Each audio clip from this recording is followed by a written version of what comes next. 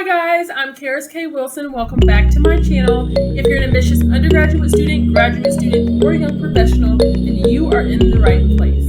In today's video, I'll talk about how to assess if you should go to a community college versus getting a trade. I'll talk about 3 specific things that should be top of your list when thinking about and making the decision if you should go to a community college or if you should go to a trade program to receive a trade. So let's go ahead and jump right into this video. So the first thing that you want to think about is earning potential. So with trades, it is very widely known and considered that you can get up to $40,000, $50,000, $60,000, $70,000 a year with a trade. And then there's also, there's some electricians and other people that make close to $250,000 a year with their trade in that line of work. But trades are they're just that. They're a trade, and they're a specific set of skills that you have in order to perform more work that involves a lot more physicality. So you're talking about welding, you're talking about electrician, plumber, EMT, some of those kind of more hands-on types of jobs where you're physically working in order to, you're physically working. And so that's something that you kind of really want to think about when it comes to like earning potential, that you're usually doing that. And typically to earn in those kind of upward numbers with regard to like this $50,000, $60,000, $70,000, you have to work 12 hours a day sometimes to do that. And so while some people may be okay with that, and that might be what they want to do, that's something you want to consider when you're thinking about earning potential and kind of what you have to do to earn that kind of money, and if that's feasible or makes sense for just in general who you are, yourself, your health, your goals.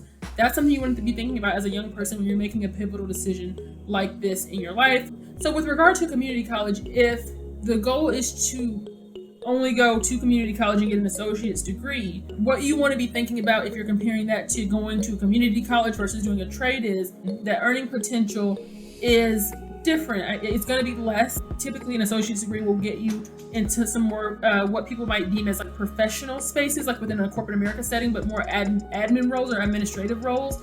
And there might be some opportunities for upward mobility, but they're not going to look maybe how they would look if you had like a 4-year degree, or they're not going to look even the same maybe as it would look for a trade. But I think even with trades, there are certain trades where there are certain tiers and levels in which you can continue to improve in your income and your earning potential, but you have to seek additional education for those. So like with EMT, there are 3 different levels kind of that people typically talk about and refer to with regards to that, but you have to go back and seek additional kind of training and education for that. But typically the earning potential looks a lot like that. So, ideally you might have a more opportunity to earn more money with a trade, but a community college, you might be able to work your way up in the ranks within a particular company or job, but it just depends with an associate's degree. It doesn't really give you a lot of options for upward mobility with your career. So the second thing that you want to consider is life cycle. What do I mean by life cycle? So you want to think about trades again in community college. So life cycle with regard to trades, you're thinking about the physicality it takes to perform the types of jobs that I just named with the first thing and the first tip that you want to consider. So you have to think how long can your body sustain and handle the physicality that a trade requires. Most people work well into their late 50s, early 60s, sometimes into their 70s, sometimes into their 80s, depending on one's ability to save and put away money. And so even if you're making, upward to, $100,000, 6 figures, you have to think working 12-hour days, and just doing the type of work that you'll be doing. I think like with welding, and this is not a quote, I don't have necessarily a specific resource for this, but I know that it has been reported in different places that with welding, they say that those individuals who decide to go down that path should anticipate, taking off, 5-10 years off of one's life because of the kind of chemical exposure and everything that you're exposed to with welding. Again, if you're thinking about being a plumber or an electrician or EMT or any of these different areas, you have to think about how long and at what age do you think you'll be able to do that type of work versus another line of work that might be more associated with an associate's degree. No pun intended. But with an associate's degree, again, you're looking at being in what is a more what people deem as a more professional setting, where you might be at like a 9 to 5, or you might be doing some other type of work where you're moving around, but it's not the type of work that you're doing with a trade. And so when it comes to earning potential, which is the first thing that we talked about, and just life cycle of work, which is what we're talking about now in the second tip, you really want to consider that and what life later will look like. And you want to anticipate that, especially when it comes to your decision making and investing your time, money, and energy. You ideally want to try to hit the nail on the head with what you think you will be most feasible and most realistic for you and your goals and what you want, rather than trying to make a pivot later on. So that's something that you really want to think about when you're thinking about life cycle and longevity of getting a trade and how long you can do that versus getting an associate's degree. If you're thinking about community college and an associate's degree is all you want, then that's something that you might ideally have a longer life cycle with being receiving your associate's degree and going into the industry and the workforce and working for an extended period of time, or until you can like draw on retirement, and that's a whole other video. But that is something that you really want to consider when you're thinking about should you do trade or should you do community college.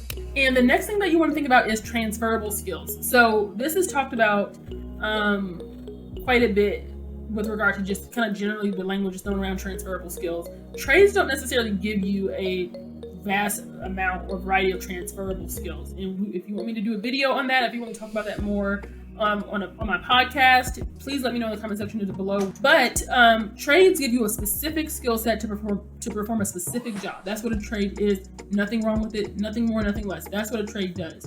And so that in ways can really limit you and put you in a bind, in a hard place if the software technologies change on you.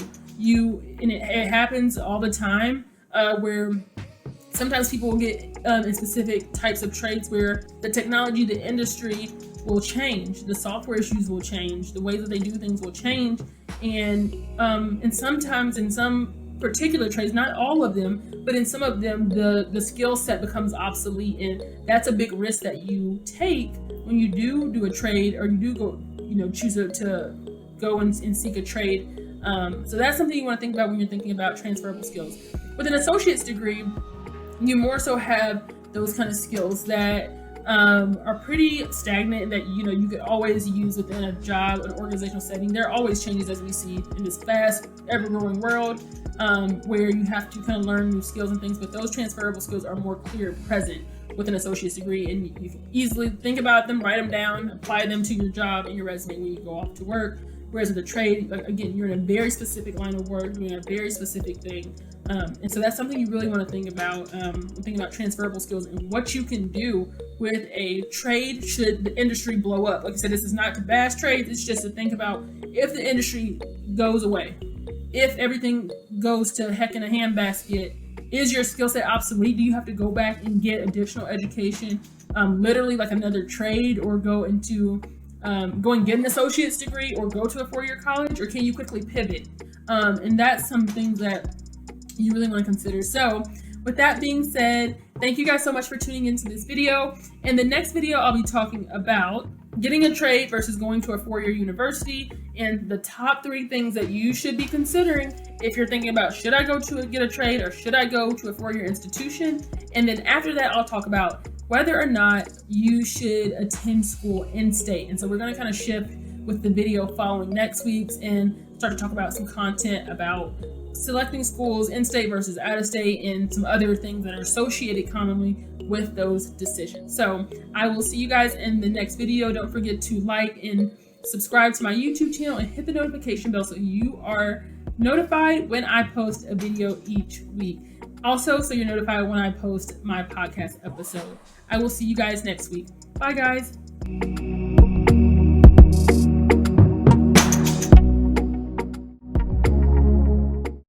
Hi guys, thank you so much for tuning in to the Karis K YouTube channel. If you're interested in receiving more content and information about how to navigate your undergraduate experience, your graduate experience, or your experience as a young professional, then go ahead and hit the subscription button and the notification bell. If you're also interested in receiving collegiate news updates or breaking news, then also go ahead and hit the subscription button and hit the notification bell. See you in the next video. Bye guys.